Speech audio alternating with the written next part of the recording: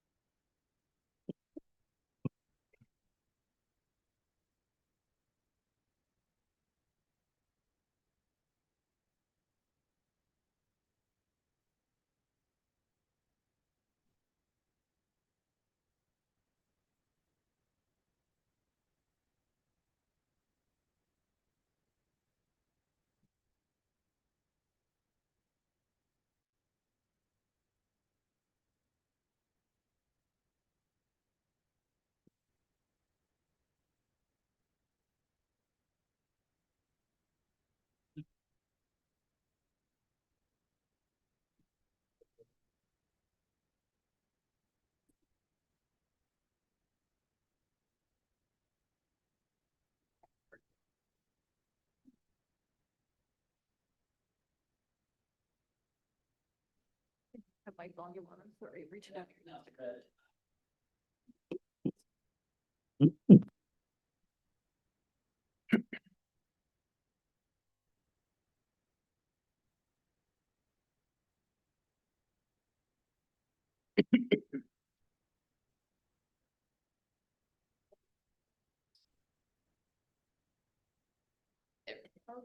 That's your- Need batteries. Yeah. I think we're covered. Yeah. But, yeah. There's no down bottom. Yeah, right. Yeah, turn it over, hit the other button. We got it. Just holler, yell. Yeah, this one's been off. We got that. Just to be. The game announced boy.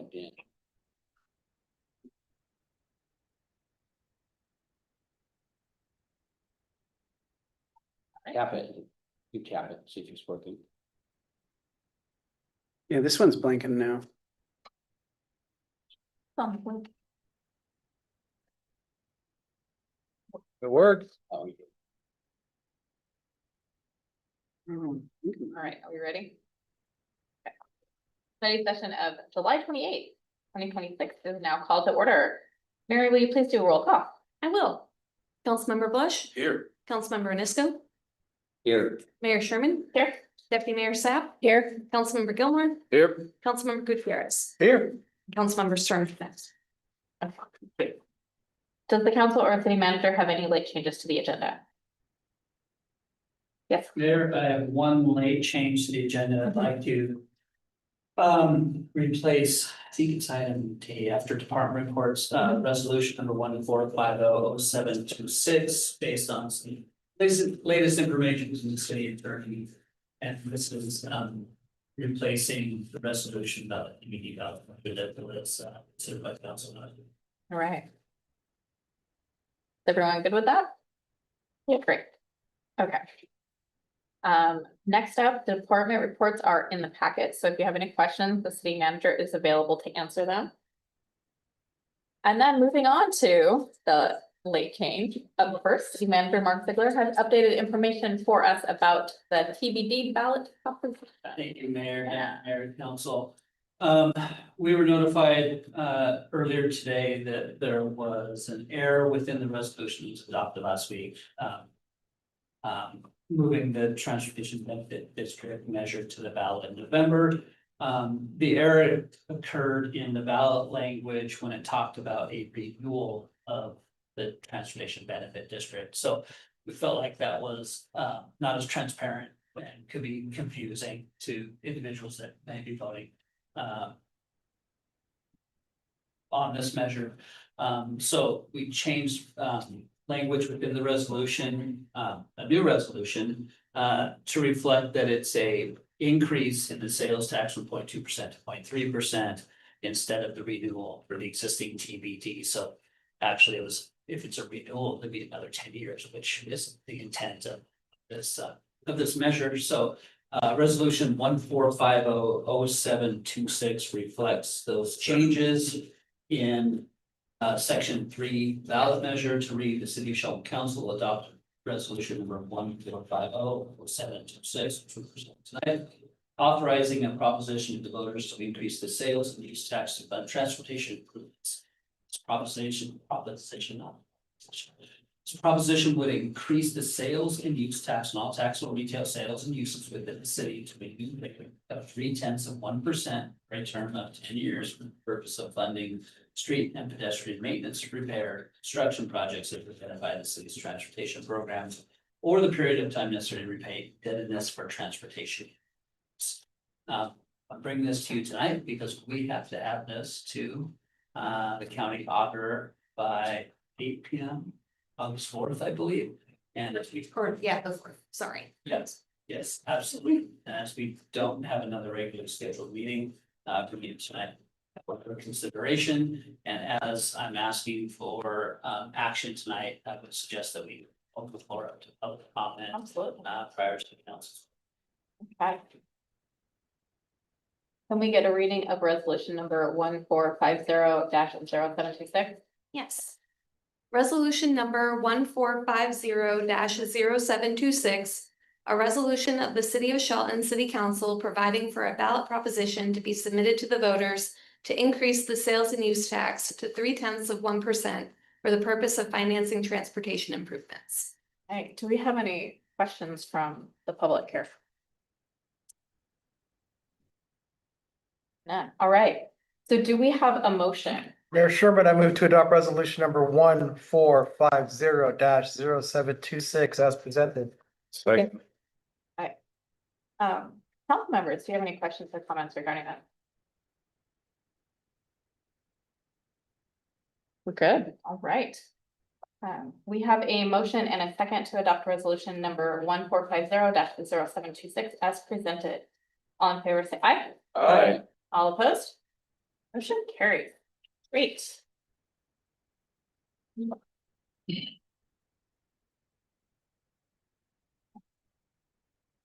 Up next, we have a proclamation application for the Shelton Farmers Market month to discuss.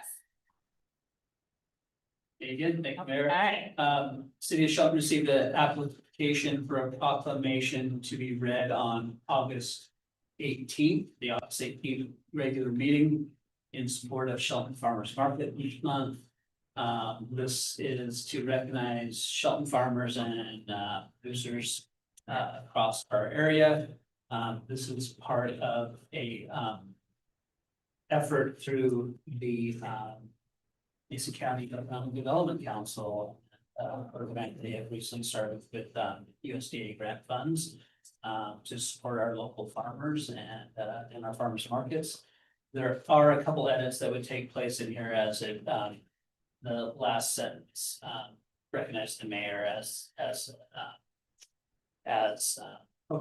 making the proclamation is typically the city council for our regular form. And there's typically no signature at the bottom of the proclamation as well. So other than that, the proclamation remain language remain the same.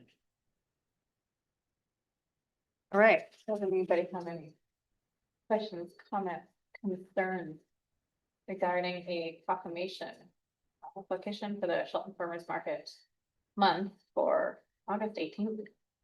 Big supporter of the farmers market and what the energy it brings every Saturday. So I'm really glad that it's here downtown and at our Civic Center parking lot. I think supporting local is obviously really important. I think we live in a time where we're very lucky that there's grocery stores that have trucks and things that deliver. But if we didn't have public transportation bringing all those farmers markets would be really important. We'd be probably a lot of trouble without our local farmers. So I do think it's important also. Anyone else? Right, so we all good with this proclamation coming on the 18th? Yep. All right, great. We need to vote on it? We're good? Enough for us to move forward there. Okay. For our study agenda, we have interim public works director Brent Armstrong and community and economic development director Aaron Nix with the development projects update. Looking to defer to staff. We've kind of got it split up into two. One is, private development projects, and then I think Brent and Aaron are going to talk about the actual capital Well, project. absolutely. Yeah. Chance for you guys to see different people than us. It's good. So I'm gonna start this off with the first slide. It's in front of you as well. I'm sure you guys have heard these names of these plats and developments of one form of one point or another. We put this together just to give you kind of a snapshot of where things are at, what we have coming on and ongoing within the city for private developments. Some of these developments, I guess only one is outside of city limits, but they're connecting to our utilities, so I included it on there. Olympic Heights, we'll go into more detail on each individual slide for these. Just listed out, the size as we know of right now, things do change slightly, or if they're in early stages, that can change as well. Olympic Heights and Alpine Ridge, that's phase 1 and phase 2 of the development that's up by the college, up behind the college. Pine Haven is the future third phase of that same development.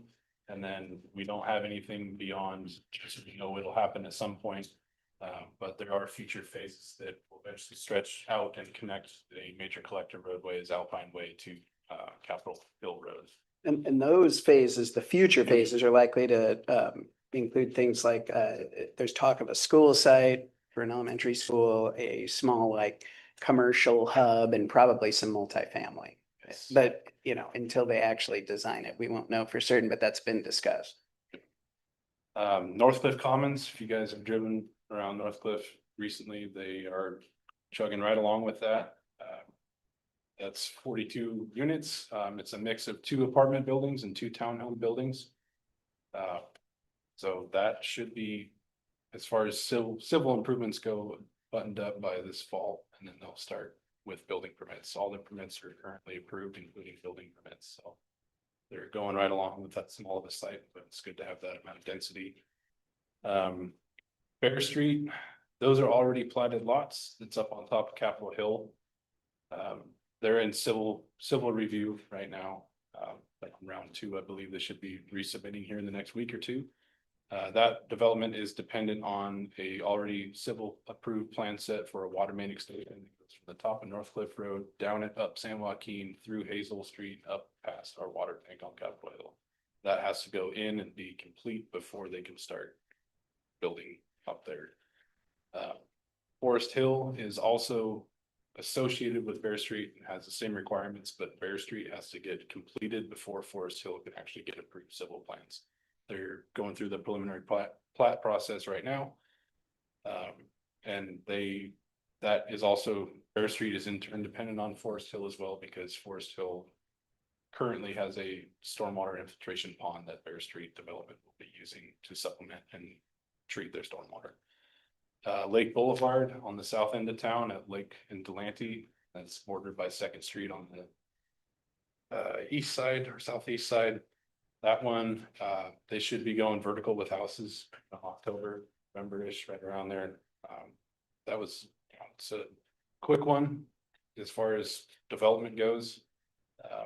Coffee Creek, they have approved civil plans. They're getting their right-of-way stuff completed, and they should, I think we're scheduling a pre-construction meeting with them on the 5th, so next week. There will be logging equipment getting moved onto the site starting Monday. University Avenue, that one is just west of Meridian Park 1 and 2. First and second subdivision up there west of 7th Street. That one should be submitting for civil plan review in the coming weeks. The Highway 101 hotel complex, I don't know exactly what I wanted to call that, but it does include a 116 room, 4-story hotel, a 9,200 square foot gas store / convenience store, with I believe 28 gas pumps and an RV dump station, some semi-truck parking on the tail end of it. And then future phases will include 2 drive-through restaurants and a coffee stand. They're also have been working with WASDOT, and I believe they're under final civil plan review for the roundabout that they're putting in across from the Public Works Drive. Where we come into this, they are extending a long length of water and sewer from the city. So that'll go through their entire site frontage. It's a couple miles from the pipe altogether. That's all we're getting, that project, not getting the sales tax or being out all the property tax. What we'll get from that is just utility buildings. So I mean, these are broken up into two lists and, you know, the development that's kind of pending and on the horizon. I mean, I did a quick add up. Kenny probably knows the exact number, but you're looking at roughly 1,000 to 1,500 residential units in the very foreseeable future. And the next list just kind of outlines what's actively really under construction, dirt moving, with the exception of University. We think that's going to be coming in shortly because they're doing surveying and finalizing their civil improvement drawings. But for the stuff that is actively under construction or what we believe will begin construction by the end of this building season, you're looking at 450 or so residential lots, you know, if not more, because we didn't include Bear Street on that. I'm not sure what their timeline is for Bear Street. That would be another. Next spring. probably. So I mean, there's a lot of development coming and it's interspersed around the city. You know, we've got it on the north end, we've got it on the southeast end, we've got it on the southwest end. I don't want to sound like a bummer, but I just want everybody to be aware that obviously this is driven by the economy. Although we have them on the books and they're slated, when they get built and when they sell can be two different stories. So I just want to encourage, let's use caution and approach appropriately because of that. We don't know how fast they're going to develop. And if it was, you know, a great market, we'd be yay, but the county, as an example, they're laying off people because of a dive in permits. So I just want. Back to the 101 project. Is that sewer and water gonna be at latecomers for any other development in the future, or are we gonna? Is this gonna be like? Yeah, so we're gonna put a latecomers agreement on both those extensions. It'll primarily affect that 6 lot cluster and that treat area between 102, 101 and Public Works Drive. No, be it their latecomers agreement? Not like, True cost. not like, okay, not like prison. No, so after it's done and installed, true cost gets to us and we work with them to for long. You want me to jump in on this one? Yeah, you can take it. Start. Explain Marion afterwards. So we concentrated on subdivision because that's primarily what we're seeing at the moment. Residential, single family subdivisions for the most part, with the exception of the North Cliff multifamily, which was done through a similar process, but not the same as I'll quickly describe here. That was done through a planned unit development. Kind of what we're seeing a lot of, like I said, are single family residential subdivisions. What our code requires right up front is what's called a pre-submission meeting. And applicants for a subdivision, they come in and generally what we do at a pre-submission meeting is look at a concept layout. You know, here's what we want to do. They show us a pretty picture.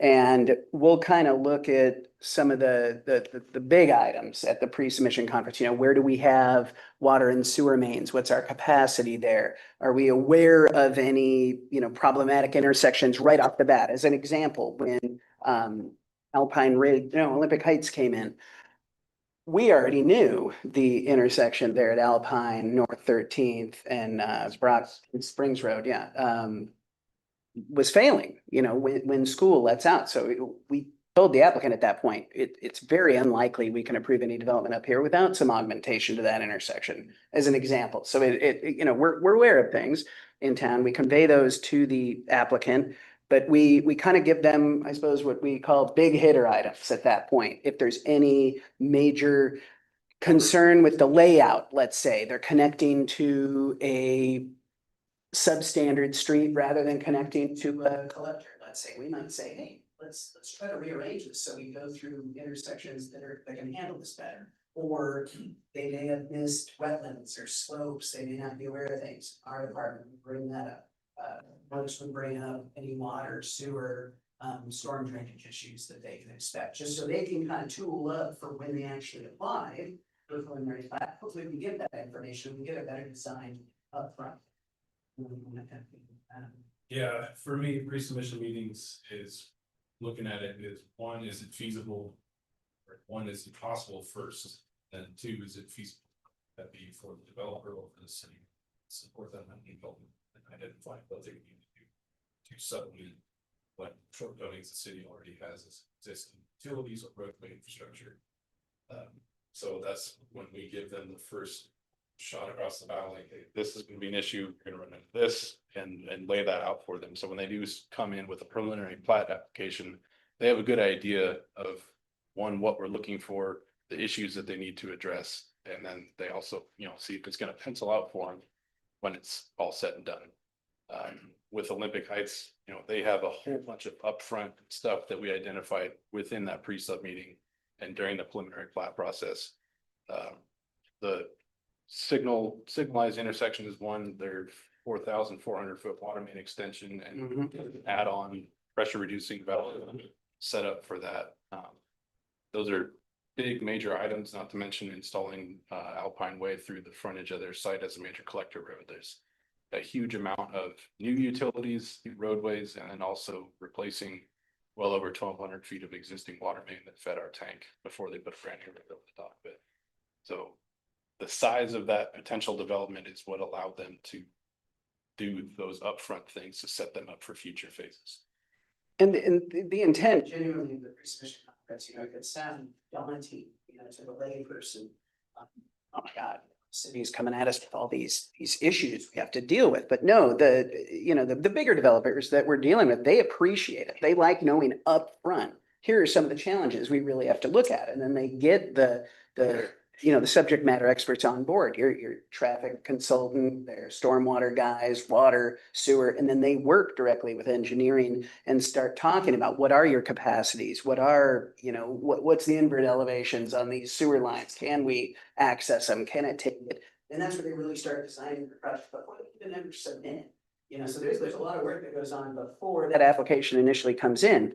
And once that application comes in, my department kind of acts like the hub. We have our preliminary plat application requirements. It includes, you got to have your site layout, you've got to have preliminary stormwater, preliminary traffic information, preliminary water, sewer layouts, your lot layouts. You got to identify your open space, parkland, critical areas, which are wetlands, slopes, creeks, that sort of thing. For our completeness check, we're just checking the boxes, making sure, do they have the information? And we have 28 days, generally speaking, to do that. We write a letter of either you're complete or you're incomplete, and here's the information we need. If it's complete, then my department routes it primarily to Kenny and the engineering department, because they're going to be looking at the water, sewer, storm, grading, and all this stuff is preliminary at this point. These aren't engineered plans to the point where you can hand it to somebody to construct it. I like to tell people, it's getting us enough information that we know they can comply. You couldn't construct a preliminary plat, generally speaking. We need a lot more information, which Kenny will go into in a minute. But once we get a complete application, that's when our department, we're legally required by state law, but also in our code, to send out what's called a notice of application. And that goes out to everybody within 300 feet, very defined area. Everybody within 300 feet of the project site gets a mailed notice. We also put it in the newspaper. And that kind of gets the first public eyes on it, so to speak. That's where we started. Some calls, some emails, what's going on? Can they do this? And, what are you guys aware that, this intersection is terrible and they're going to funnel traffic through it?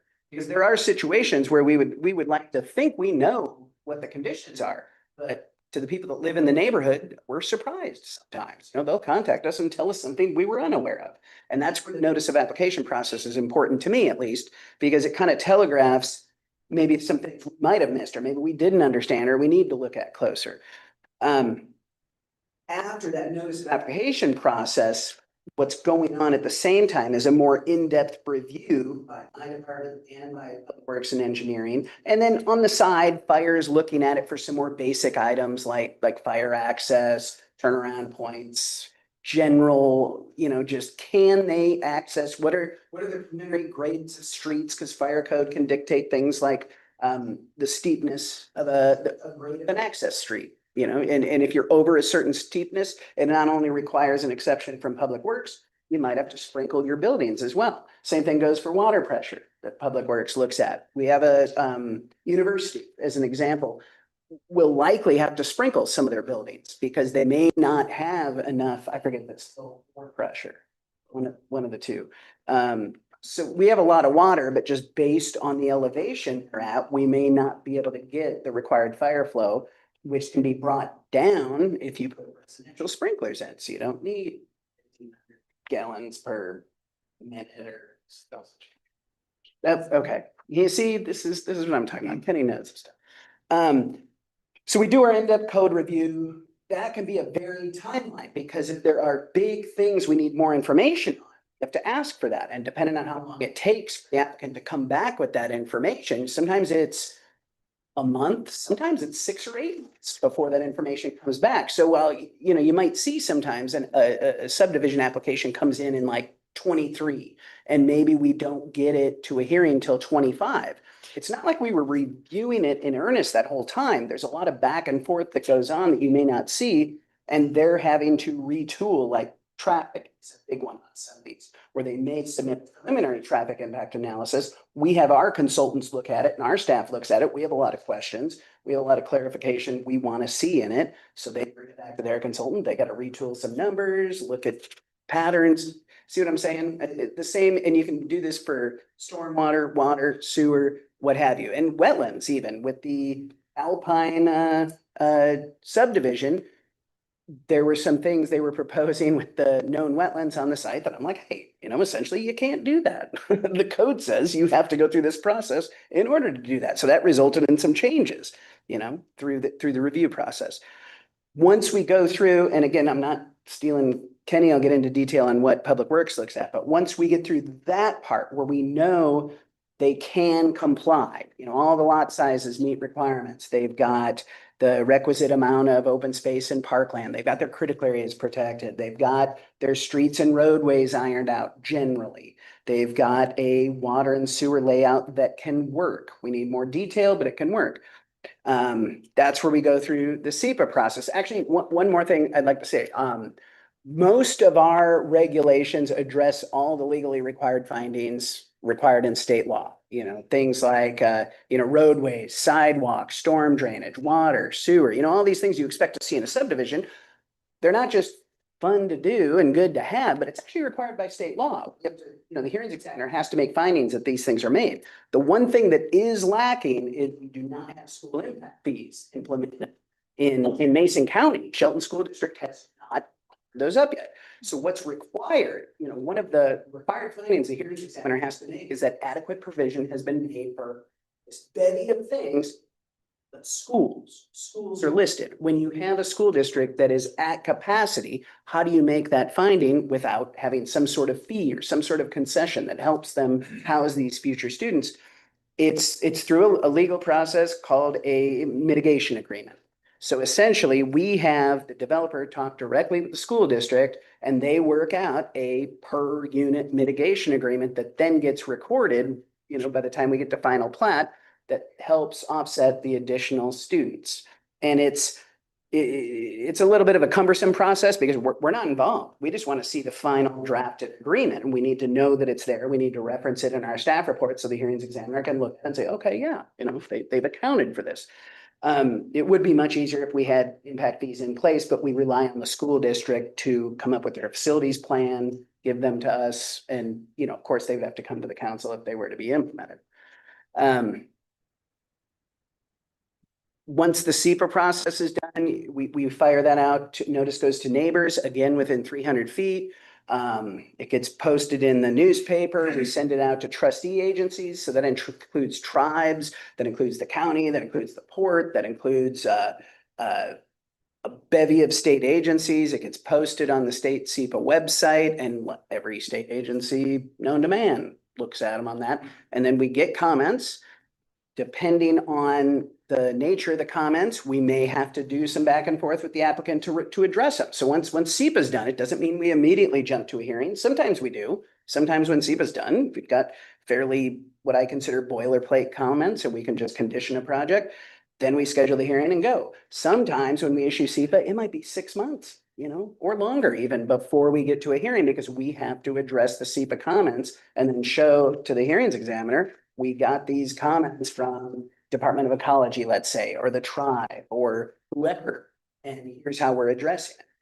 And then, of course, the hearings examiner at that point has the jurisdiction to approve, deny, or condition the plat. And they do that based on state law, our local regulations, and our public works design and construction standards. So if essentially, if all those things are followed and they're offsetting their impacts, legally speaking, we would put ourselves in a troublesome situation if, like, let's say, I didn't like it. I don't think it's a good idea.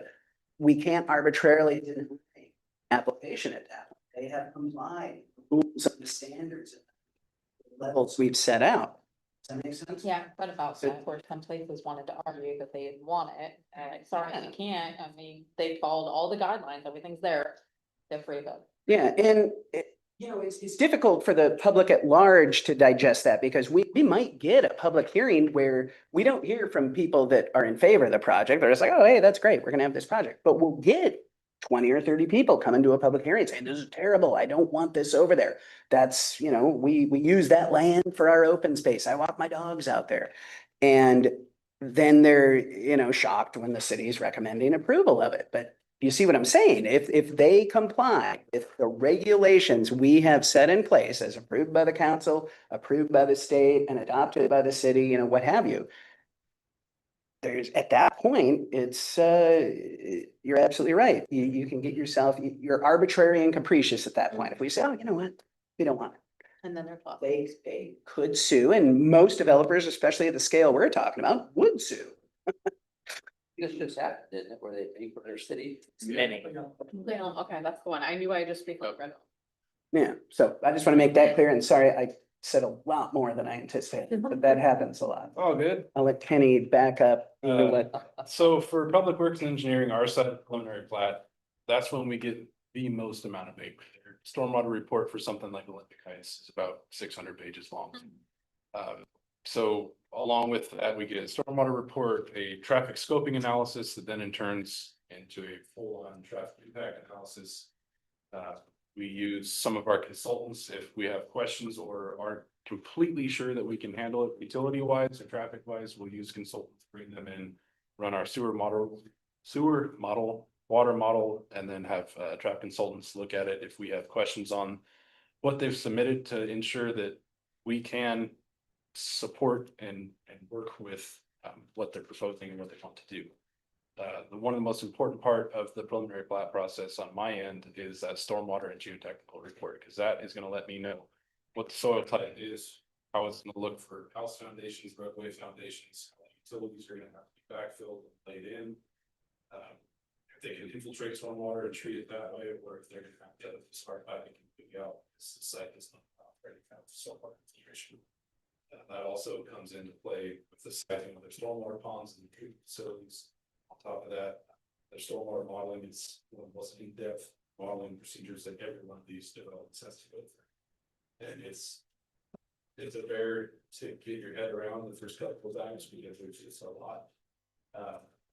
But depending on where you're at in town, there are some areas that have soils that absorb about as much as concrete when it comes right down to it. There are other areas you could realistically shove a fire hose down it and it might not pond up any water.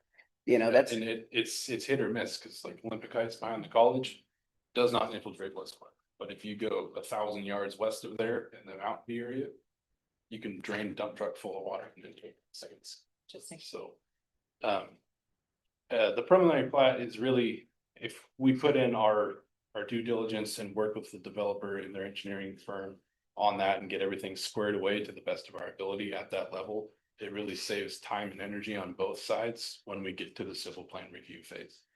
Because generally, once you get to civil plan, the general layout, the roadway infrastructure, it doesn't change too much.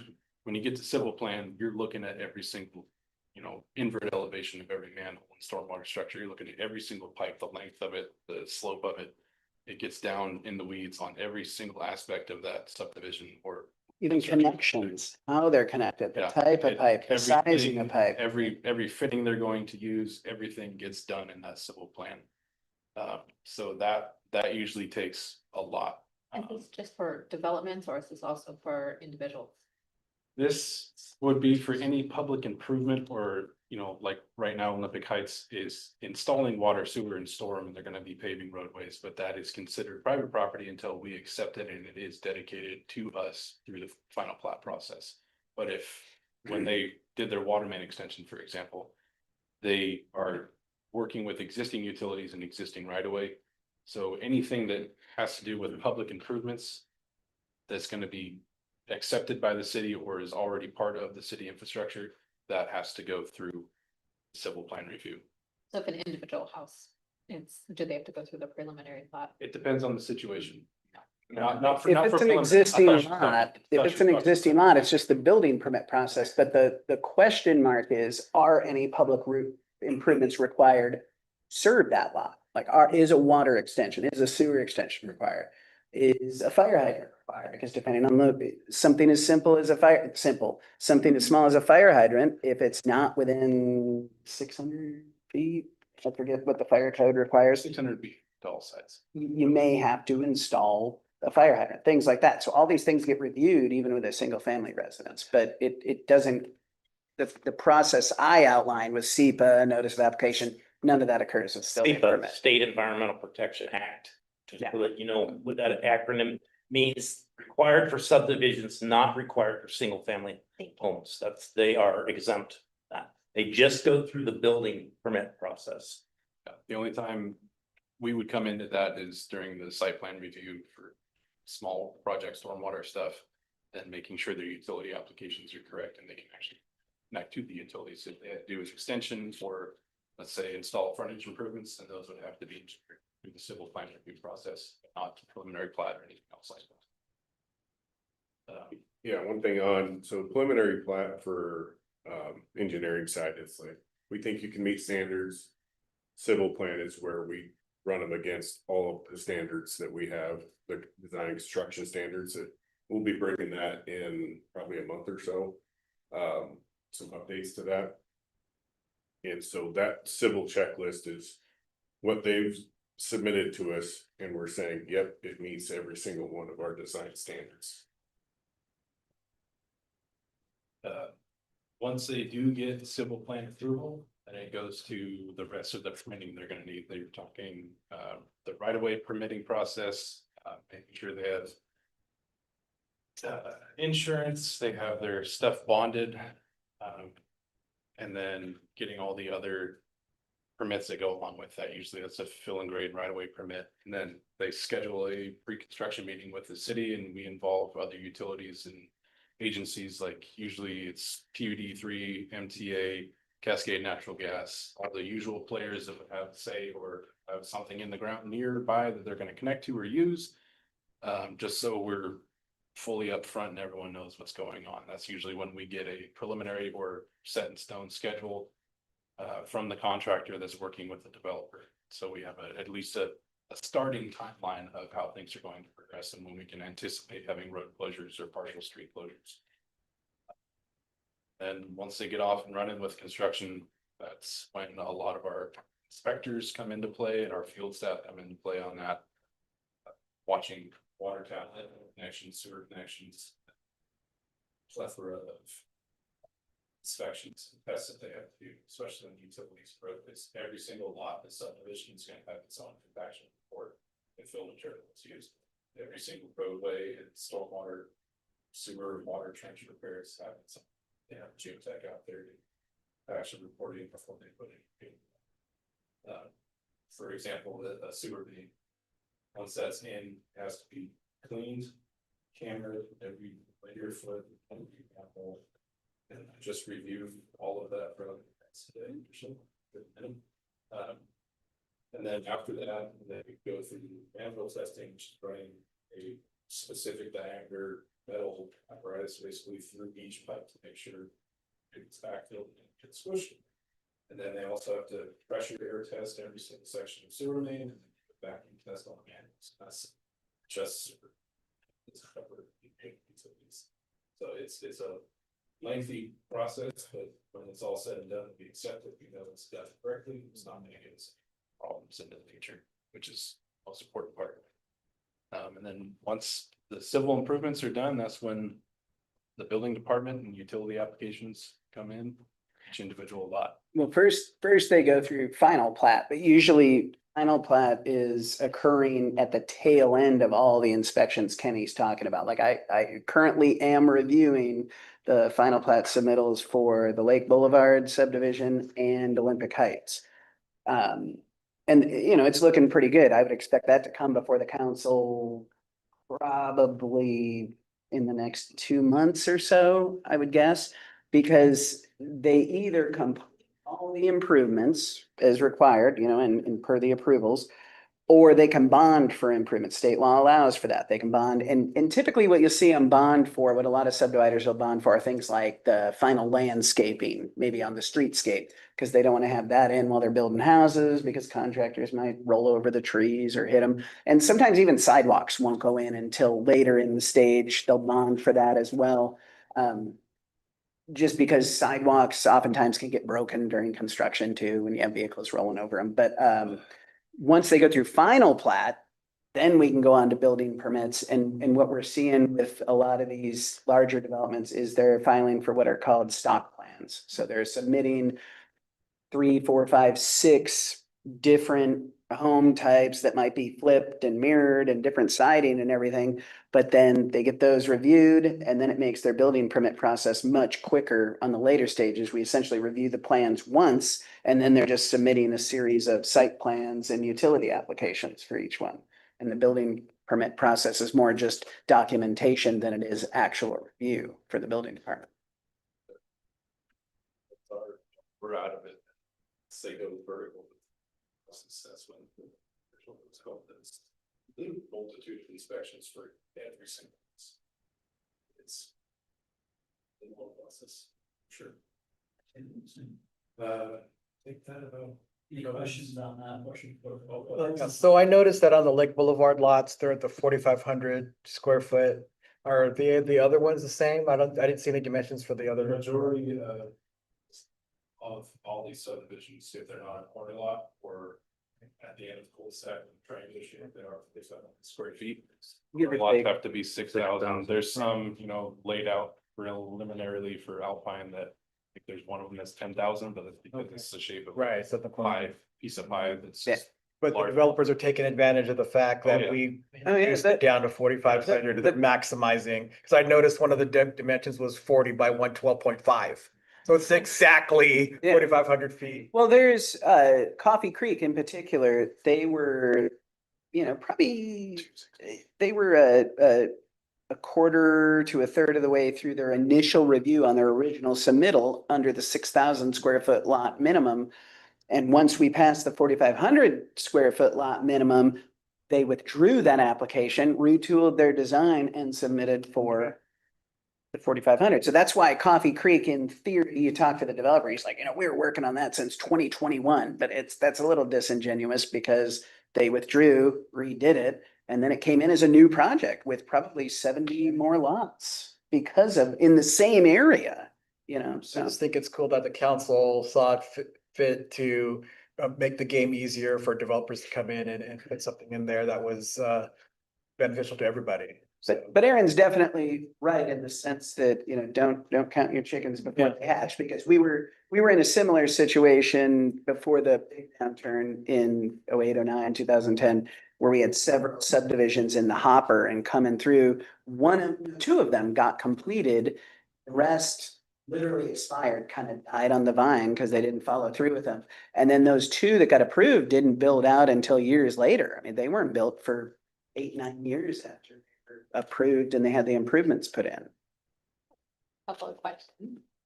Do developers need to tell you in advance if it's going to be like a senior only community? Does that make a difference on anything? It can make a difference on school impact fees, traffic. Traffic, Mhm. generation. So is that one of the things that they need to tell you in advance in the planning and the submissions? Usually that'd be like pre-submission. Yeah, Is they, that something that because you mentioned? well, that would be something they would want to front up. The only time developers bring that up is when they do want some type of, compensation for traffic, school impact, those sorts of things. So they're very eager to tell us that up front, So- if that's the case. Aren't any of the developments on this list? Any of those? No. We have no incentive or land use zoning or anything like that that specifies senior communities or. And some housing. Yeah, certainly don't disagree. Right, okay. And then along that same thing, do they let you know if any of them are supposed to be under for the low income threshold? Do they tell you that? We, You don't know? sometimes, the North Cliff subdivision doesn't lose, and 21 lots that are right around Jones. Kids of Housing took that over and did all those as sweat equity homes, but we have not had an affordable provider come in and do a project of their own accord. Although there's interest, we've heard Habitat, I think it was. Yeah, Habitat certainly does one-offs and, they'll pick up some existing lots here and there. But they're looking at new models. We've been trading a lot of calls and talks with them on maybe doing, some more co-housing, land trust type models. They haven't applied for anything yet, but they're pursuing a lot of different models to hopefully provide a few more units than they've been doing in the past. You wanna blow through these real Yeah. quick? This just gives a little more detail on each development where it's at right now. Currently Olympic Heights up behind the college. They are gonna be starting water installation, so all the water mains on Thursday this week. Sewer and Storm are in. They're not finalized or accepted by us yet, but they have gone through a lot of their testing. So leading up to that, last year they did their water main extension.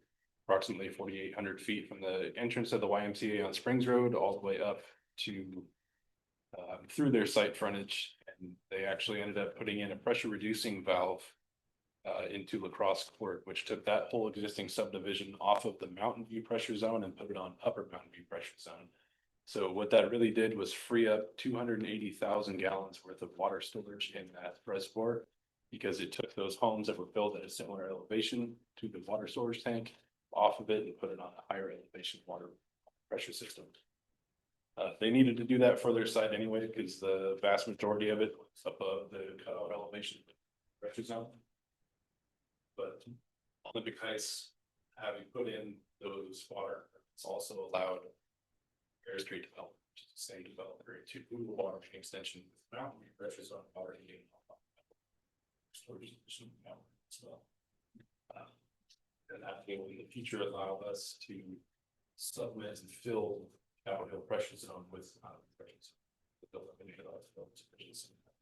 Well, so a lot of these improvements, especially with guys with signalized intersection of the water main extension, and substantially helps us out for much lesser costs or and a lot faster as well. These guys should be starting to build houses in October. But they can't pay more than 30 until that's soon. Any questions on that? Alpine Ridge, this is the second phase of the platform. Included a aerial shot from April of this year that shows the main Olympic Heights site as it sat in April. The big old dirt pile you see off to the right is the stockpile of the material that they moved from Olympic Heights site, about 250,000 cubic yards onto the Alpine Ridge site, because that site will require about that much fill to level out for house lots and roadway grading. This one is 308 lots currently, also has 2 stormwater ponds and utilizes the existing or now existing infrastructure within Olympic Heights to transmit a portion of their stormwater through that site, as well as sewer and continuing the water main extension and the extension of Alpine Way, the major collector. We're about ready to issue SEPA. We're just waiting on some final assigned decisions to be made by the applicant on some of their utilities, That so. pertains to sewer. Yeah. They originally proposed a sewer pump station, and all your paper bottom left corner in that cul-de-sac area. We try to not have pump stations built that we'll accept because they cost a lot to maintain. And they are a significant cost to the developer to install as well. So we're having a developer work with some property owners to the south to utilize an existing sewer main in an existing development to have gravity sewer flowed out that path, instead of having to take on another pump station and that forever ongoing maintenance that those require. For engineering staff, Jim, many of you about that. It's paying, you paying for our residents, and I'm sure I just saw city funds even have to bid on it. $1.8 million sewer pump station replacement that's less than 20 years old. So this is the work that's done up front to ensure that our utility rates are kept as reasonable as we can, and we're making sure that we can maintain the infrastructure state and just.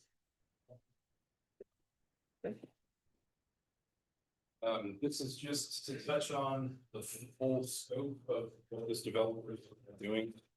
Currently, we have Olympic Heights, Alpine Ridge, and Haven. It's what they've kind of settled on for the name of their third phase. This one is just a very rough layout right now, but it also, I don't know, about a third of the houses on that site would make use of sewer routing that was discussed for Alpine Ridge. So yeah, that's a good point. Even though they haven't applied for it, I have no idea the timeline when they will apply for it or if they will. Public Works asked for this information because they want to make sure that as we move forward, there's no legal requirement to do this, but as we move forward, we don't want them having to replace or upgrade infrastructure they just put in with a previous subdivision to build future ones. We're like, hey, whoa, wait a minute.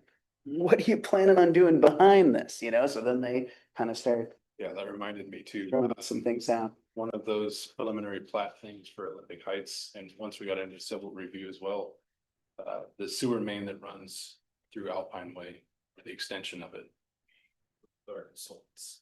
And this future pump station for the Johnsonburg area, regional pump station. Preliminarily, that routing is going to use the extension of Alpine Way. So we upsize that proposed sewer main from an 8-inch to an 18 to be able to handle that future regional pump station flows. So we're. And then they would get some offsets. Yeah, for they their will general get facilities. a portion of their general facilities credits, or general facility charges as credits for the difference cost in 8-inch. So the developer does actually own the rest of what's shown on that map right there. It's about 370 acres. So it's going to be a slow process, but they are actively working on future phases of it as we progress. Northcliff Commons, much smaller compared to what we just been talking about, but it's one of those things that is drastically new in the city. And it should be it's fall, a little bit later than that. It's, as far as public works is concerned, because it's pretty simple. They're just running water through an easement through their site. The sewer mains on site are private, connected to our system on Jones Road. Other than that, there's stormwater, even though there's an existing stormwater pond within that settlement, they're not actually utilizing that. They can infiltrate all of the stormwater on the site, their entire parking lot. People pay. Same thing with all the roof water. She got recent side as well. The first apartment building since what, the 90s? This is 95. Yeah. Yeah. Fair Street, we touched on this one a little earlier. These are already platted lots. These were just 1590 when they were platted. It's a little bit different process because they're already platted. They basically, they'll still have this initial meeting, but then they jump right to civil plan. This one's slightly different. Our normal standards with pertaining to curb gutter and sidewalk. Usually we have a minor strip of the curb and sidewalk.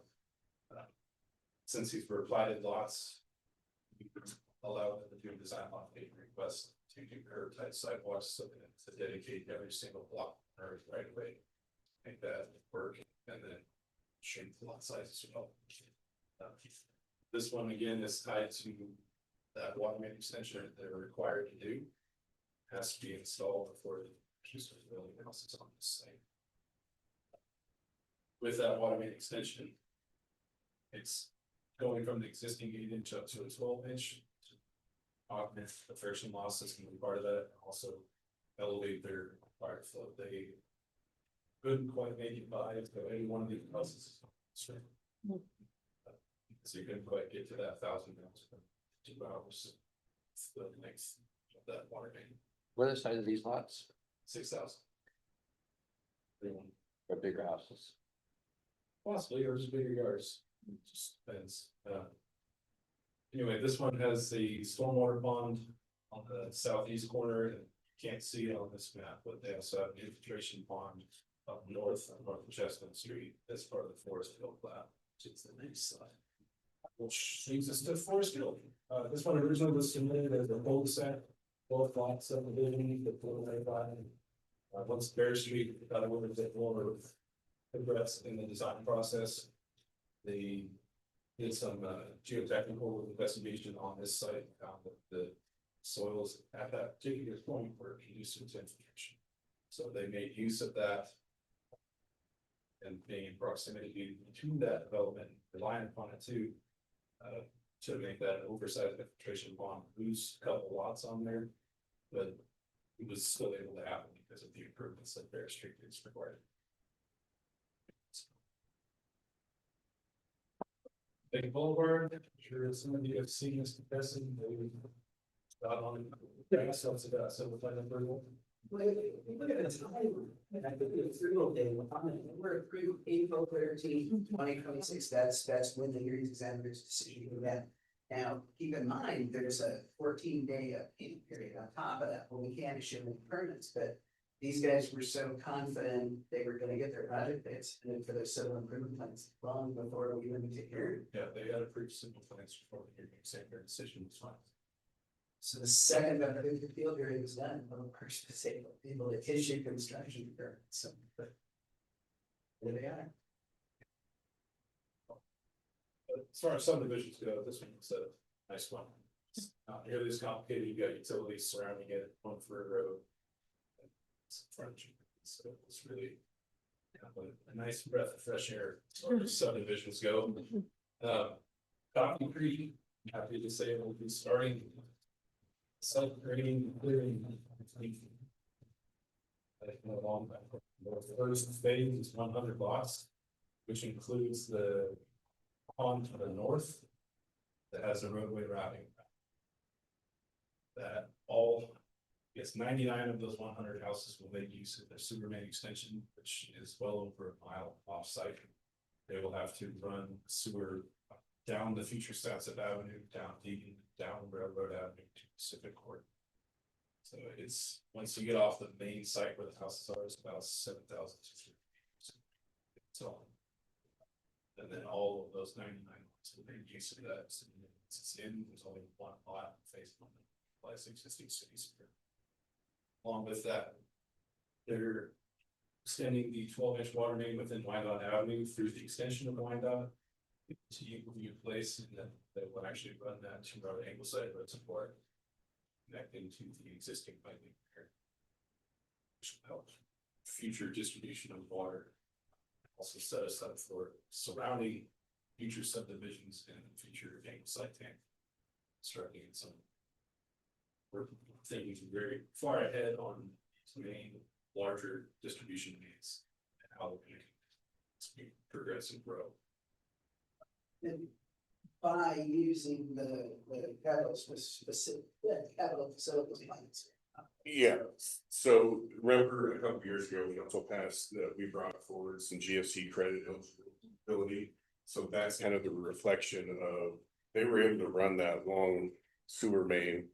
It was on our capital facilities plan, so it's open for GFC credits, and that's one of the items that along TIF that we brought to council and you guys approved. So that's kind of, I mean, it's Without that, this project doesn't happen, so.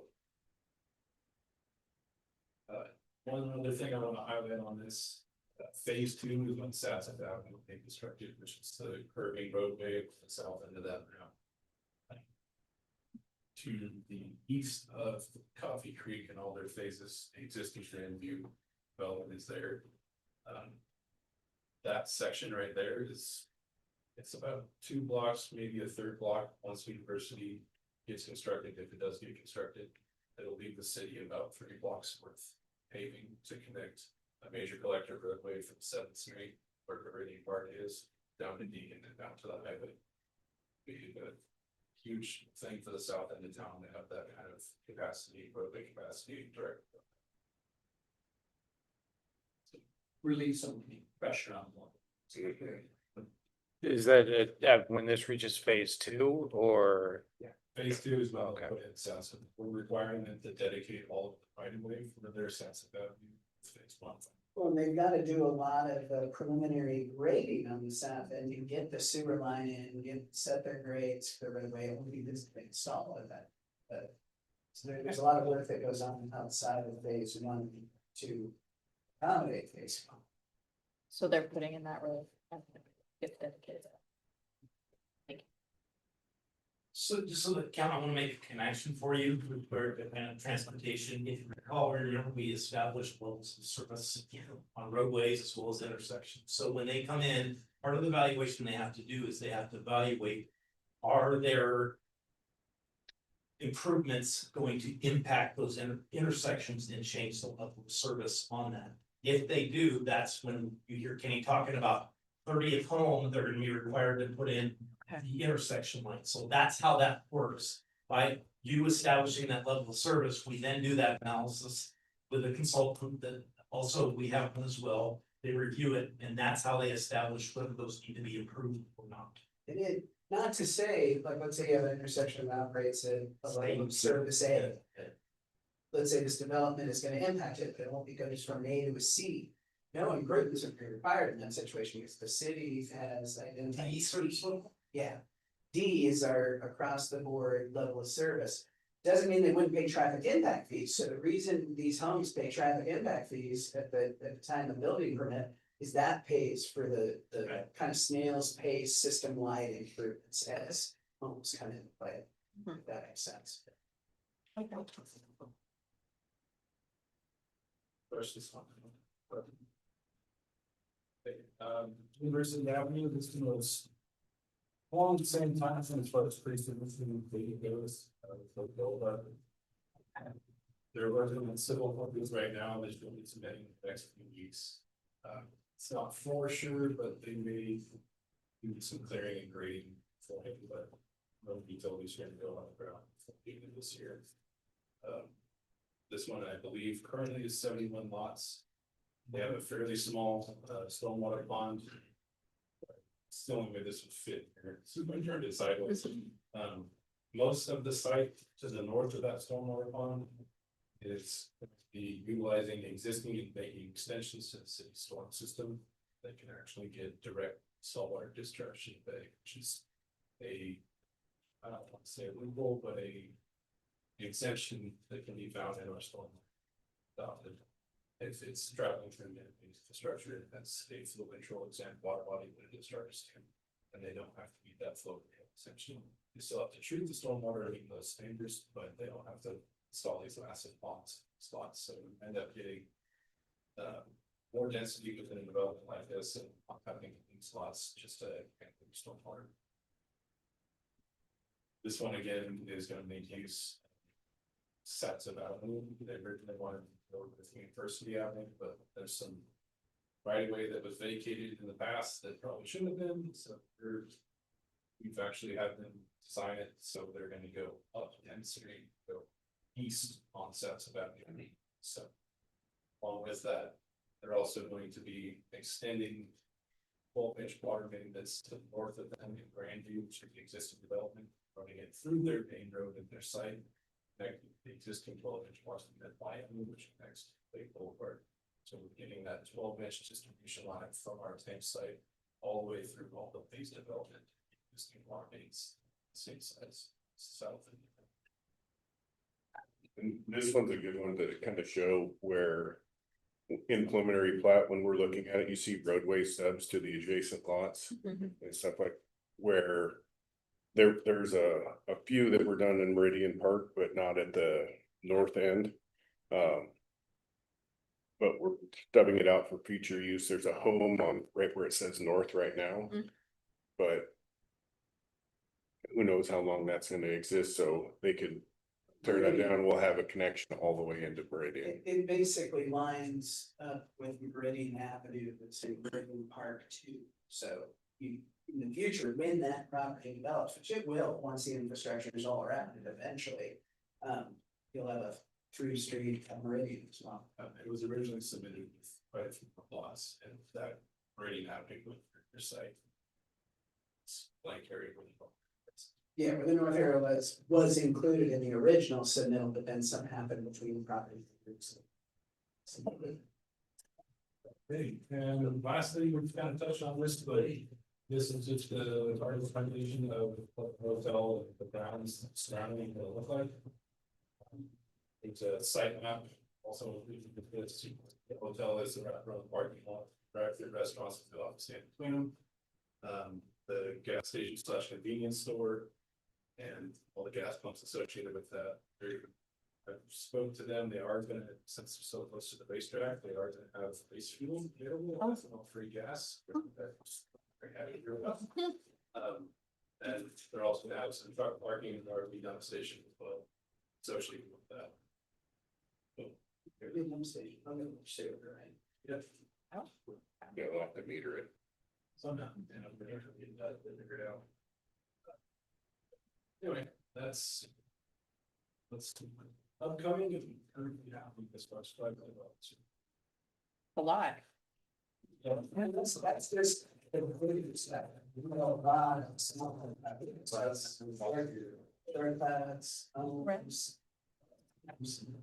Smaller commercial stuff. Have we ever had this much going on? No, never. Okay. If you bring, it's been here 4 or 5 years, you can say. I can. All right, Mark, wait, have you seen Yeah, I have anything? not. seen Yeah. it. A lot at once. Penny is right. You thought. I'm just giving it that time. Olympic Heights was the biggest one that we submitted, that was a big one. There's future phase of Olympic Heights that are. For houses for their face. It's, if these projects. Put it this way, we've approved more lots in the last 2 years than. Honestly, I think we did in the previous 18 years. Wow. So it's. It's a lot of stuff coming. Right. Thank you. We're gonna jump over to the capital project side and just wanted to give you an update. We've done this about every July, every year, just kind of ongoing projects. These projects on the front page have been completed. We have reservoir vents, pretty good picture instead of having to climb all the way up there. And our building inspector had a fun day when he had to go inspect every single one of these tanks in one day, so he climbed them all. And then downtown street trees, of course, it's turned out really well. I mean, it addressed a lot of bad sidewalk areas properly, so hopefully that doesn't happen again. And then we've already accomplished the paving with Mason County already. If you have a chance, go up there. It's pretty nice, and it ties right into next year's Olympic Highway North paving project. Was that paving done with TBD funds? Yep. And our partnership with the county. And are we striping that? Not. No. Next up is Angleside Pressure Zone. We actually had a bid opening today. I will be bringing that to you in a couple weeks for contract signing, and came in a little bit over the engineer's estimate. We might add a little bit of funds, but it looks like it's inside budget right now, but that's a highly technical project, so we'll probably want to add just a little bit for contingency. A lot of moving parts with that one with rehabbing the lower station and doing some upgrades to the upper station too. That's going to directly affect some of these developments up there. It needs to be installed and working. It's shooting for 180 days of working days, so that'll be installed and free up the capacity in that tank so we can supply water to all these new developments on that side of town.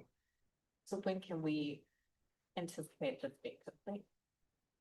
Once I get, we just got the bids, so we're going through making sure all the bids are correct. We'll bring the contract to council and then they'll have 10 days of notice to proceed after that. So it's an estimated 180 days from that point. Do you estimate any lag time for supply delays, Um, supply chain, so- or anything like that? We have it written into the contract. They can order stuff ahead of time, right, as soon as they get it. Because they can't start working on the lower Eagle site station until about mid-October.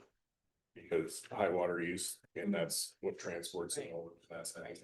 So, but they have piping projects that they can start working right away on, and we can put in there, address some long lead time items in the bid documents that say, hey, you want to order these, this is. This is our famous booster station that's never worked for the last 10 or 15 years since it was built. And the technology now is there to get it going. That is addressing that one. Wait. Yeah, it's underperformed, to say the least. It's lifespan, yeah. The next one is AMI meter replacement. So currently, we have a contractor come in and do majority of the replacements. Now we are working on larger meters and hardscaped areas that we what to do with internal staff. Right now, we're addressing the school districts. Perfect time to go get those meters changed out. And then we will be jumping in. We didn't want to start right downtown with all the foot traffic because the majority of those are in hard surface areas. So we're waiting till fall, winter to get in there and replace those.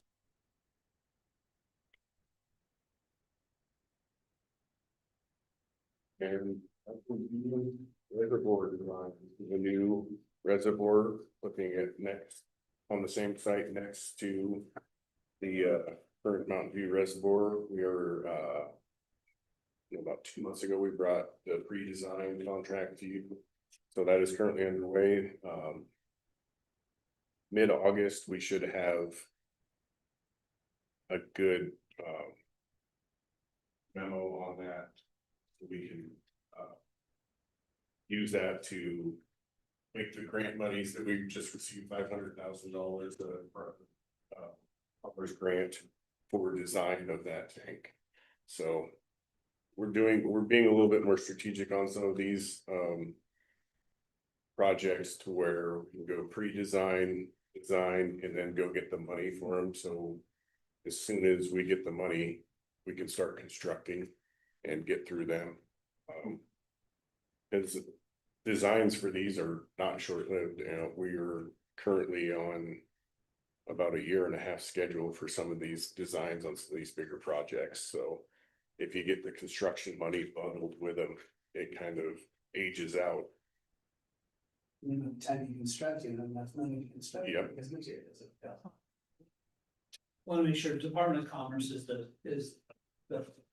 funding entity or channel entity. This is the work from our legislative delegation. But I just want to make sure that we recognize their support, specifically for the Eagle Side pressures on the project as well as the Sound here. Signed about $500,000 because without them, you know, we're looking at, or without that support. $2.1 million repair funds to make these portions of these projects. Yeah, thank you, Tim.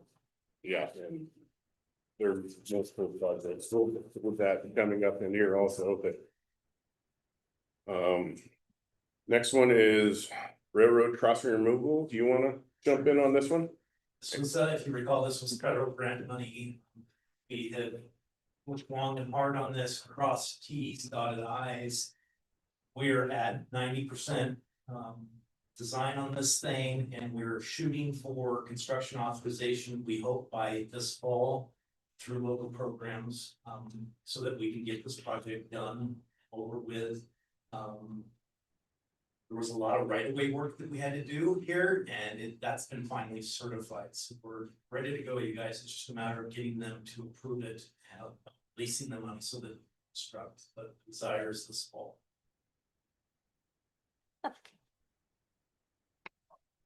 Want me to do this one too? Okay.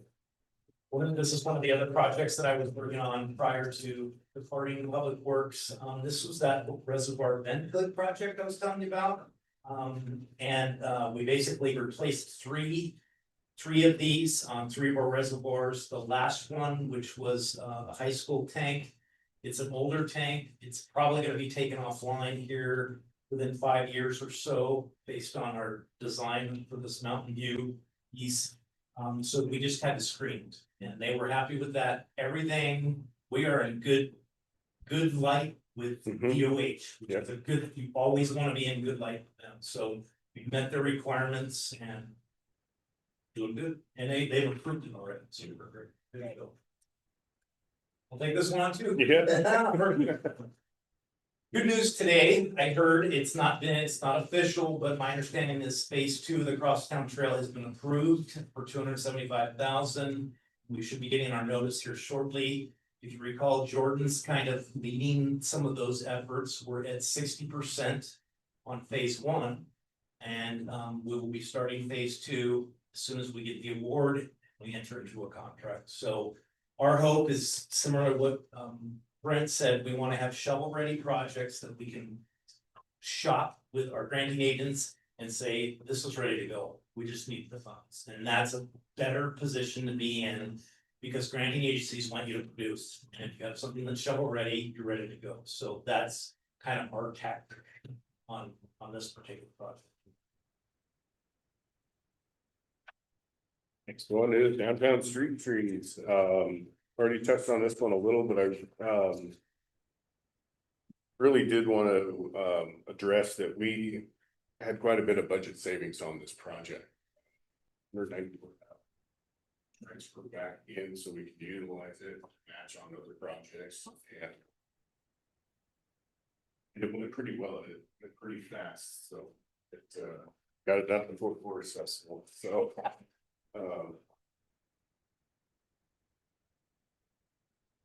How long do the bogs stand for?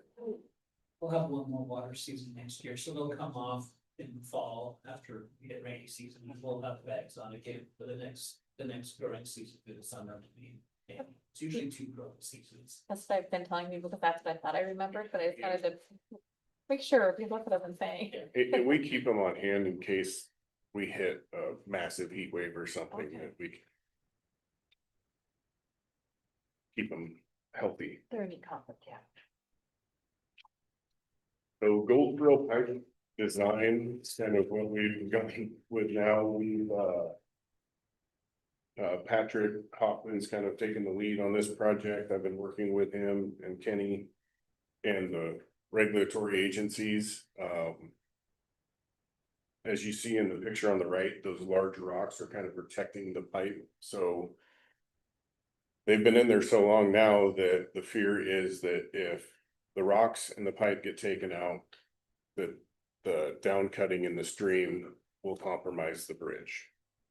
So we've kind of pivoted to doing what we can to have better controls on our sewer pipe going through there. So we're gonna add some valving ahead of time, or ahead of stream, and then upstream from it, so we can control if that pipe broke for some instance, it's a bypass pipe, we don't use it all the time, but if we're doing construction on the Nealon Park pump station, we'll utilize it, and vice versa, actually, we found that if Front Street Pump Station goes up, it will backfeed into Nealon.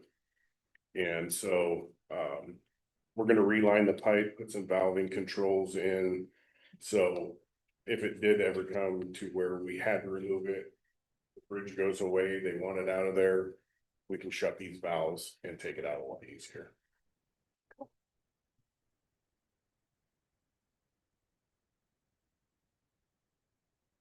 So, yes, this is the satellite plant Headworks. We were at, we received a $3.2 million Department of Commerce grants with sponsors McEwen and Griffey for this one.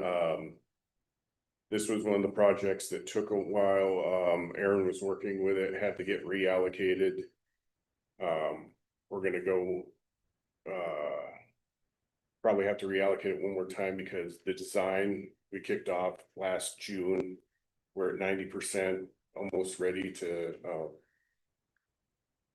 go through the SEPA process and get this thing out to bid, but the construction days on this are estimated at 402 days. So it's gonna put us through the next window, so we're gonna have to go get it reallocated again. But that's another one that we're like, design these things, then we can hit the ground running. Depending on when we got the funding, if 402 days of long builds, so some of these are just go out their ways.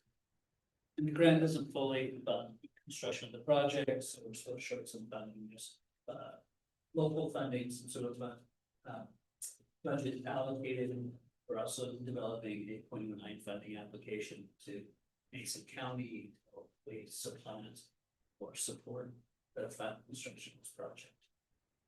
Yeah, this is kind of a piece of, there's about 4 or 5 different projects for increasing capacity at the satellite plant, so we can, that North Shelton diversion can go in, but we need to be ready with capacity upgrades at this plant.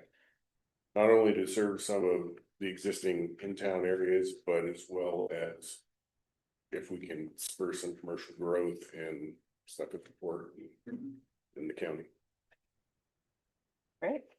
Yeah, further development at Sanderson Field along Highway 2, to the hotel and the commercial development going in there by Mason. Resulting improvements of that or improvements, and so certainly add to our ability to provide services for those. You want this one? Sure. This particular intersection, Maltine Boulevard and Springs Road, has been a topic of a project for quite a few years. We initially received $3.15 billion through the Department of Commerce. The supplemental transportation budget through the state revised the project funding to include $300,000 for design in this biennium.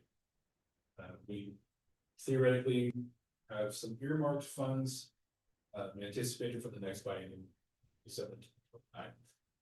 That'll take some legislative action and some authorization to make that happen. We're also planning to be, in the meantime, exploring different funding to theoretically get the design started and we're fully funded. So we can have a shovel ready project if that construction. That one has changed a few times. It at first goes for all this development, it's a single. The last study that we had, so how do you identify that it does in fact need to be built? How about if there's slip lanes on the side for ventures? So that again is going to increase design costs and construction costs, but we'll end up with a better project. We lost some funds for this project, right? Yeah, it's been reallocated and moved around and gone from 500 to 300, but then they're kind of lumping it all into the 2.8 that is scheduled or earmarked for the next Which July. still not fully Yeah. So So, design and construction. I'll tell you, that new turn lane light is just wonderful. I can't believe that, what a difference that makes, you know, over there.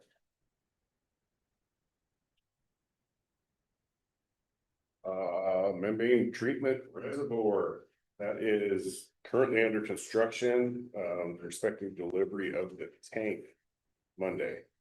So the foundation's poured, they've done a lot of the piping connections into the existing system. You'll be seeing a SCADA contract come through for integration into our treatment plant SCADA system. We've had partners on this one, work with the Squaxin Island tribe for some of the design costs. GNO did the design and is doing some construction management for us. And I had some other grants that I'll update you in the briefing on that went into this also. But this is one that Aaron brought forward in January that you'll see in a supplemental some additional funds that we're moving from some other projects to cover because we know the full cost now.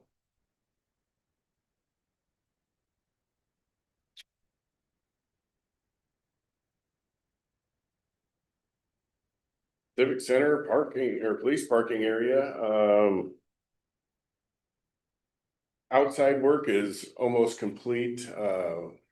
We had a little snafu with the back gate. It came and it was bananaed out, so not accepted. So they had to, that's why you see it going there and it kind of hit a stop. But we'll be going, just met with the Convergent that's doing the controls. And we're getting a push button inside for the police when they exit. It'll fire open the gate, made some adjustments on some keypads to get in, not just a card. So a few more upgrades that we're doing there, and then it'll be a lot of inside work that most of the penetrations and everything have been made, but it's just a programming.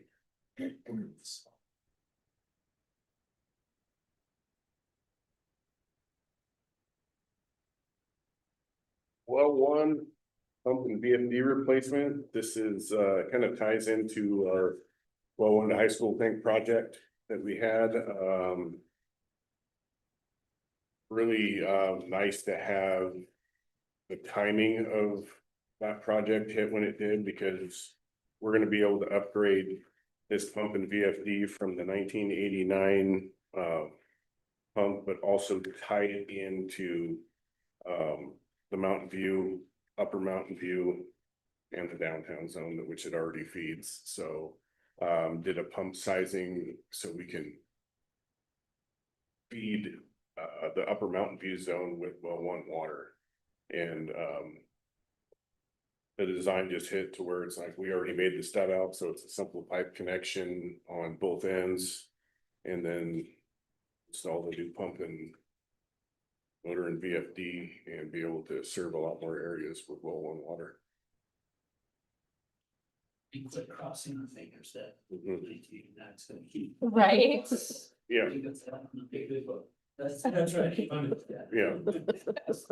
yeah. And one of the reasons it did is because it was pumping to gravity, right? And now that we've upgraded the crusher, really don't want to rely on that. Yeah. This one will also, you'll see a supplement for it. Pump costs were higher than anticipated when initially did a little preliminary design on it. And so we'll need to add a little funding to that also.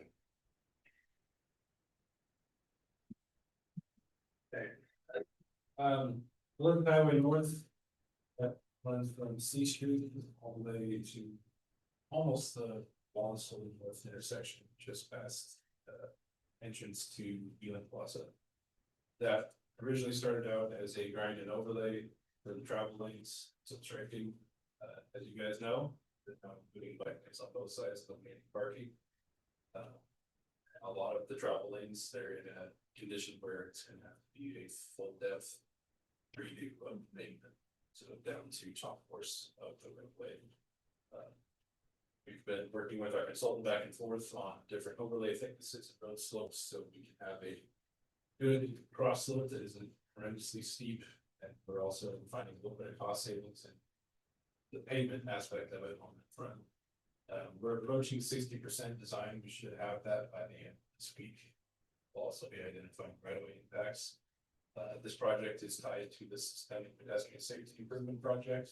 It's Highway North High Street, Third, South Third Street, Railway Avenue, and Olympic Highway South of Bill.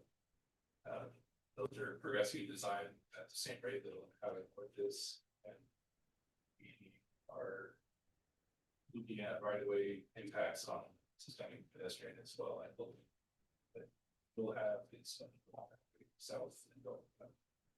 There's some retaining wall stuff and existing wall stuff right away, so it's kind of being a little bit difficult, but we will get through that. This should be going to construction next year. And we'll work with PUD as well, because they're gonna be underground few fiber runs and cross power runs at the intersections where we're installing new street lighting, curb street lighting. That's usually where the traffic flashing would be concerned. We've also been working closely with MTA to not only improve their existing bus stops, but slightly change the location of those. So when a bus does pull over and stop, they are not blocking an intersection or crossing. We'll also talk to MTA about incorporating the base concrete design for actual bus shelters, sign bench. So those will be incorporated in this as well. Right, and they also have to consider bike lane. That's bike lanes on each side with With the transit. buffer strip. Right. and then Bus and bike lane. yes. Yeah. I was trying to picture That's that. also a very tricky one that's Yeah. getting worked out with our consultant. But I'm actually really excited for this to start, not only for the better pavement, but it will stand up. Especially in our city. And with all the growth that we're having, and Lindsay really, she brought it up before, that when you have all that growth, we're gonna need more of that growth than just. She made it very good. Next one is the paving project that the city continues with the IRA that we have with the county. As you see, it ties some of the roads that you see are skipped were already in good shape, so, but it ties right in, and we worked with the consultant to measure up so those will connect in smoothly.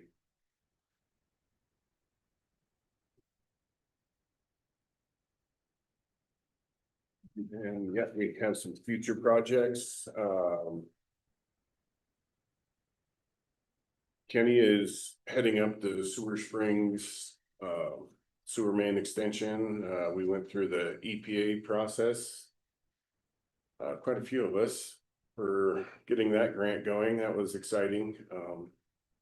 And then we're working on bringing a design consultant on board so we can get that designed. That's a design only, and then once we get that, we'll be in a lot better spot to go after construction funding. Citywide Security and access upgrades, that was a grant that Mark obtained a couple years ago. It's basically a follow-up to the project out here. We're doing additional upgrades for security in this building, meeting shortly with Convergent, actually, to start mapping that out. North Shelton interchange improvements, Holy Highway North and Wallace Nealon, that intersection up there, we are I think Mark has been kind of informing our delegation that that's where our push is, that we really want to collaborate with WashDOT and get the intersection upgraded up there, because with the developments occurring, that on and off ramp and intersection that already fails is going to be a lot worse. So just kind of reading the process of things and saying, okay, this is good, it's coming in, where do we need to strategically attack on projects to go next? And that's one of them, as well as, the next one, 7th and Alder Street to Park Street. It's kind of, we're far enough along now. We think next year we'll be, wrapping up our TIV, so we kind of need to figure out our next step for those funding requests and get some preliminary stuff on design so we can get a good application in and get some more funds to improve another road. Basin 4, it's one of our smaller basins, but it's older and has some I&I that comes in, the inflow. It's kind of one of the reasons why we have to test the sewer pipes on the brand new developments. We don't want them adding to the existing I&I issues that we have. And that one will do a preliminary design report on, so we can go after grant funding. We've done really well with several of our basins getting grant funds to cover them. Man. As you guys know, we're currently in the middle of our stormwater comprehensive plan updates. And we are on the next cycle for our stormwater permit for ecology as well. Comp plan couldn't have come at a better time as far as our permit and things that have been added to permit. Because we're able to incorporate some of those permit requirements into our comprehensive plan update. Whether that's identifying capital projects, a big part of that is the stormwater management for existing development. SMID, as they call it, all goes through acronyms. That basically, depending on your city size and your service area, your permit specifies a section of the city that needs designed, funded, and constructed at some point for stormwater retrofits. What that essentially means is you look at your waters, your discharges within your city storm system, you identify the priority discharge ones. So with us, a lot of times that's Hillsborough, right, a lot. So we're working with Mesa Conservation District on this as well. They have a preliminary design and process. Another permit requirement, which is the stormwater management action plan, which is essentially, yes, you can plan all you want, but you need to have something on the books funded by a deadline. So they got, our city engineer, when I first started, we helped the conservation district obtain grant to do this design work. And they're approaching the end of that preliminary design. What that'll do is give us a great starting. Our consultants who are doing stormwater comp plan update to start at that point, having identified the spaces, gone through that entire process as required by the permit to identify the retrofits. That area, Ravenna Trail, if you guys are familiar with that, the contributing basin to that is quite large. And it's in the northern part of town. It's mainly fully developed, and there's no treatment stormwater. That's what that area discharges directly into. So when we work with the conservation district to identify these basins and where they discharge to, that was always number one as we made our process. So that's going to be where we focus our stormwater management action plan project. So we're starting with that. The other one, the stormwater management for existing, based on our size and population, that our permit requires us to retrofit a stormwater area or basin depot up to 1.7 acres. We've worked with our consultant and Mesa Conservation District to identify one that is feasible, to would essentially be not acquiring any right of way or other. It's taking an existing discharge, an existing contributing basin, and putting the treatment facility, which would be into usually a stormwater filter wall. Sounds simple enough. I describe it that way, but a lot more to it than it sounds. That is also remembered by so we're working with that. A little parentheses more there. Once our comp plan is done and accepted by us, it's going to identify quite a few areas in capital projects for paving system. for quite a while was lack of funding or just because we weren't under this type of bid. It's always just been make sure it works, not necessarily for planning for the rest of it. So we're kind of bringing stormwater up into how we treat water and sewer as well as far as structure needs.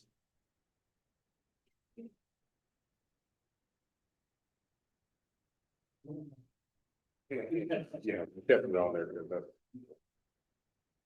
And feel free if there's any projects that we didn't address or anything, if you have questions, we probably have the answers for them. I'm curious about two things. Have we found the water shortage that we were having? Missing water, that's not. We're still working on that. In fact, we just engaged TAB Technologies to assist us on the billing side of things. Just because we, as you've seen, a lot of new infrastructure put in place, including our production meters, consumption meters, and nothing's consistent, if you will. So we're really narrowing that down, probably something on the conversion between the metering system and the billing system, something systemically, just those systemic issues. So So probably not missing water. probably not as much missing water as at times, what has been indicated in the system, correct? So, we just met Monday with Representative Tyler, Finance Department, Building Department, Public Works Department, our crews from Water Department, all sitting on the table there as to reconcile this. And with all this new growth coming our way, are we looking at getting the smoke testing done so we can make sure we're getting all that extra water out of our sewer system that we, in the winter time? Yeah, that's like basin forward. Yeah. And some of those things is how we're gonna attack the I&I.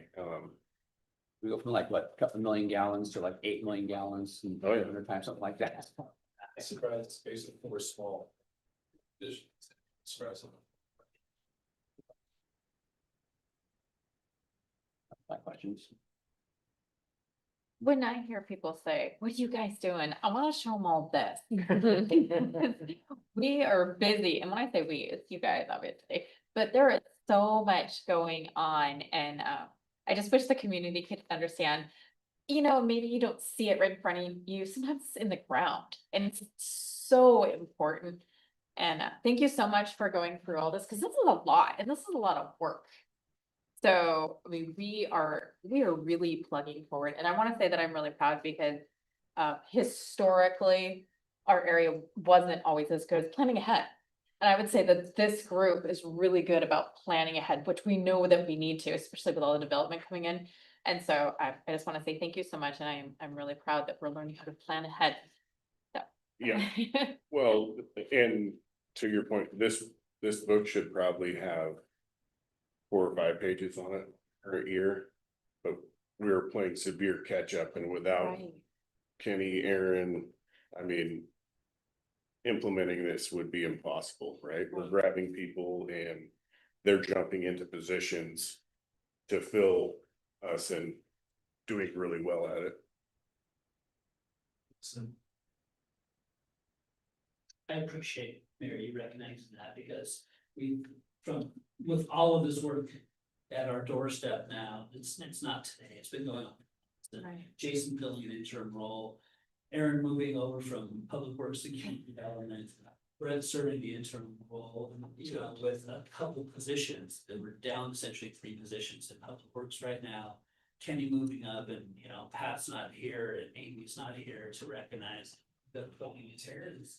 You know, our finance department at the same time. It's, you know, it's been all hands on Yeah. deck, and it's amazing what's being pushed forward. Right, this is a lot. Here, it's incredible. It's being bumped out for the betterment of the community, and it's going to save us money in the long term. Right. We've built some great relationships with other partnering agencies, our 35th delegation, grant funding agencies. You know, this is gonna lead to more, you know, hopefully positive development investments in our community. Right, and I know not everybody sees that, they don't see the pipes in the ground, and they don't see, you know, all of this, but it's so important. So thank you so much. It's like info and infiltration, it's boring to talk about, it's boring to design, it's frustrating. You never see it unless you're down there, you know? Well, it's like, oh, you spent a couple, $1 million replacing pipes, but it makes an astronomical difference down at the wastewater plant. So important, right? So, yeah, I just wish everybody could understand how much this work really is. This is a lot. And honestly, you could have shown me 3 pages in a year and I would have thought that was a lot. This is a book. So, thank you. Anybody else have anything? All right, so thank you so much. You guys, Appreciate it. amazing. You're amazing. Moving on to, does the council have any new items for discussion? And Mayor, I do, council doesn't have anything tonight. You do? If you don't mind, yeah, please. Yeah, please. I failed to mention, when we talked about the TV solution. Along with that resolution of the ballot measure, state law now requires the local jurisdiction to advertise for pro and con committees, develop statements for the voters to council. Without having council action until 2 weeks ago, we didn't have the opportunity to advertise for that. So we have now subsequently advertised for those committees. It's been put out publicly. But we need to appoint those and have those statements to the county auditor by 14th of August. I'm proposing a special meeting on August 4th at 4 p.m. for the purpose of appointing those committees that we get applications. You appoint up to 3 members for each committee, pro and con committee. They would work with city staff to as much information as possible about the transportation benefit district and the measure, and develop their statements at that point. We would notify the auditor's office of the committee, and then they would forward those statements to the auditor's office. City works independent. It would just work independently.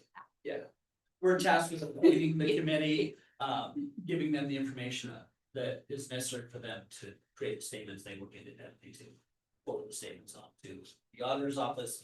If that does not occur from the city, then the auditor would call for committee members to produce those statements. If they don't get those committee members, they would then solicit individuals to provide a statement, both of their own statement. So there's some timelines, thresholds there. So again, I would propose a special meeting on August 4th. Don't anticipate it would take very long. We'd meet in one of the back meeting rooms. Also, if we present a list of individuals putting their names forward for these committees, the council would nominate and approve those committees, and then the clerk will submit those to the auditor, and again, staff will put them to provide the necessary information they need to write statements. That would be in the evening, correct? 4 p.m. Okay, because I have a public hearing starts at 1. You do, but you're done around 3. I Do it around, yeah, exactly. I'm just saying. And it's Full day. before our National Night Out National event, Night. so we didn't want to move it any later, Right. to, accommodate staff that are participating in it. So, I know I received, confirmation from a couple of people already. Are you available at that time? Okay. Yep. We'll get additional information out, Mary will notice it, Right. as required and, for such. Great. And then, second on the new item for discussion, late this afternoon, Councilmember Stearns submitted a resignation. So our city protocol manual identifies the process for appointing vacant council seats. It's informed by RCW 42.12070 and 010. We recently went through this process, 2024, I think that's what was the most recent. Yeah. I'm gonna share a bit of a timeline slide just to discuss further, and We need more than 10 minutes. I don't think so, okay. I don't think there's many decisions to be made here, frankly. I mean, it's pretty explicit within our protocol manual about the appointment process. RCW outlines that within 90 days, we have to appoint somebody, or the county commissioners would appoint somebody. As we went through this in 2020, where the intent, I think, of the council at that point was to move within 90 days to appoint somebody. So a 90-day term under 42, 12070, 42 also determines that this appointment would fill out the remaining term up to the general election, and then whoever would win that seat through that election. Let's see. Councilmember Sturgis, would be sworn in immediately. Usually, the next meeting after the certification, which is the first meeting in December. Fill out the remainder of that term and then start the new term in January. So the council protocol manual, identifies this. And the process the council appoints, we do an advertisement local paper over 2 weeks. We have an application already put in place. We can certainly put that out for council review. We develop interviews and interview questions based on the council's feedback. I can give you what we asked before and provide suggestions, or you can give me, input on any other interviews that you'd like.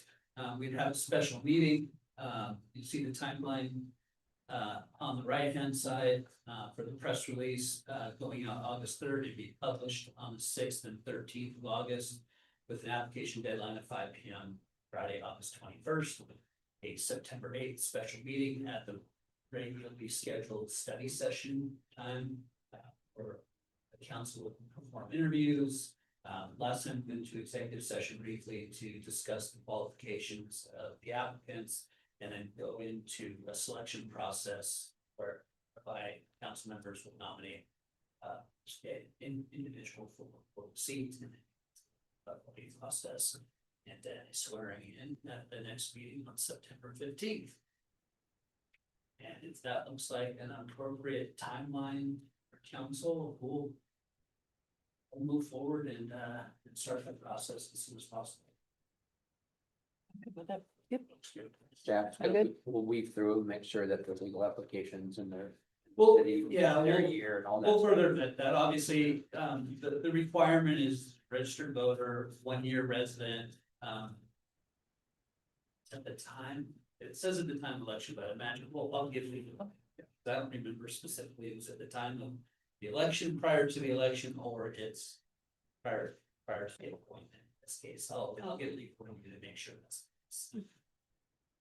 Yeah, so we'll ask those questions. We had some individuals that admitted that they didn't, and part of the questionnaire, the application process is how long you have lived in the city of Shelton, correct, and your address.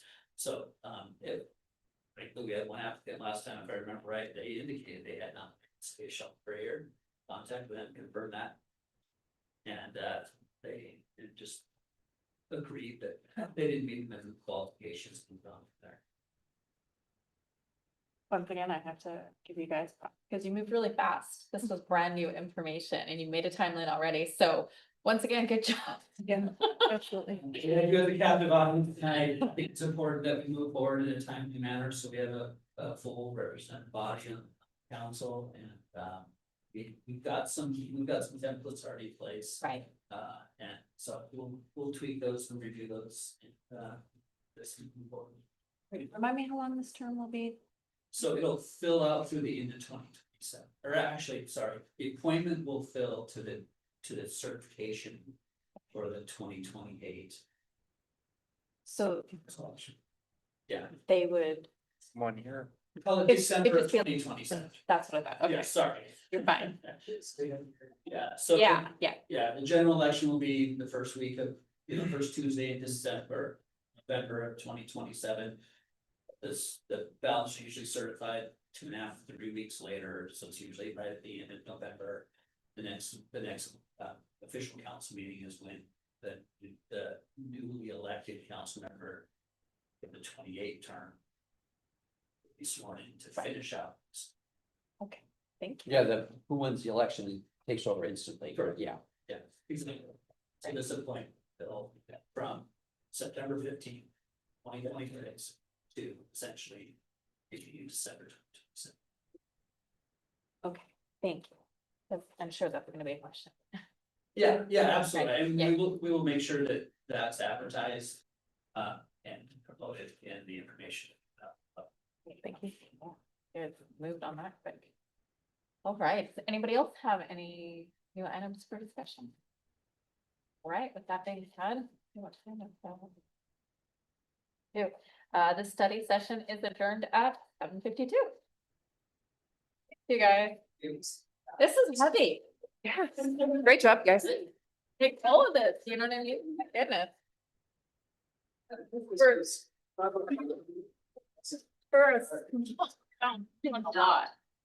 Yeah, absolutely. I was honestly.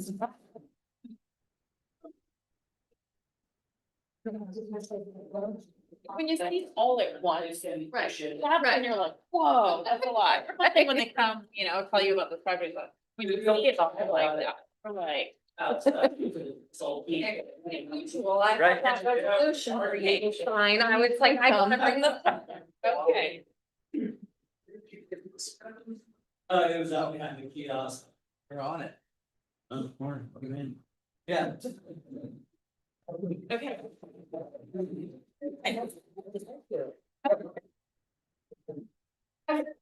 Open it with. Pass that to you. Oh, we go. Which one?